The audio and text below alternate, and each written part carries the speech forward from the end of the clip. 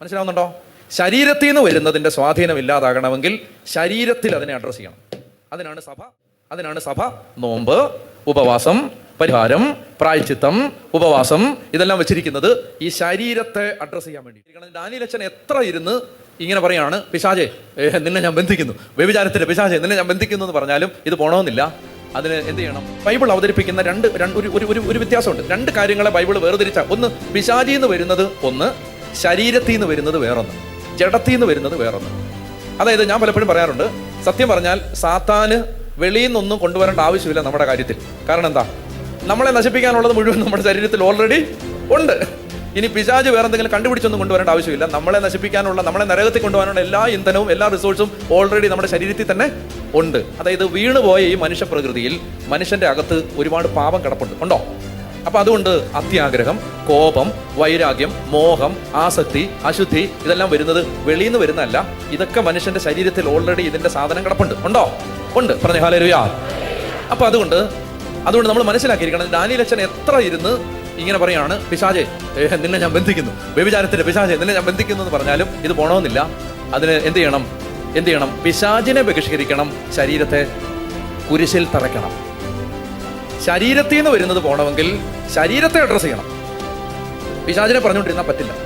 മനസ്സിലായോ? സ്പിരിച്വാലിറ്റിയിൽ നമുക്ക് സംഭവിക്കുന്ന വലിയൊരു അപകടം ഇതാണ്. അതായത് ഒത്തിരി കാര്യങ്ങളുടെ ഉത്തരവാദിത്വം സാത്താന്റെ തല കെട്ടിവെച്ചിട്ട് നമ്മൾ പറയണം, പിശാച് അങ്ങനെ കൊണ്ടുവന്നു, പിശാച് ഇങ്ങനെ ചെയ്തു, പിശാച് ഇങ്ങനെ ചെയ്തു, പിശാച് എന്നെ ഇങ്ങനെ ഉപദ്രവിച്ചു.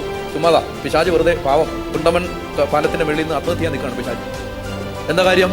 ഈ കരിസ്മാറ്റിക് കാര്യം ഞാൻ ചെയ്തതും ചെയ്യാത്തതുമായ എല്ലാ കാര്യത്തിന്റെ ഉത്തരവാദിത്വം എന്റെ തല കെട്ടി ഇനി ജീവിച്ചിരുന്നിട്ട് കാര്യം പിശാച് എന്നെ മരിക്കണം.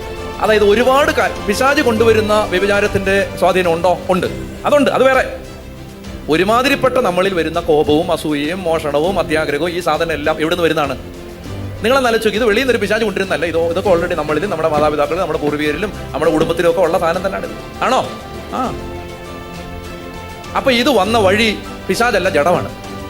അതുകൊണ്ട് ആത്മീയ പാഠത്തിൽ അപ്പസ്തോലന്മാർ ഒരു കാര്യം പറഞ്ഞു തന്നു, ജഡത്തിൽ നിന്ന് വരുന്നതിനെ ജഡത്തിൽ അഡ്രസ് ചെയ്യണം,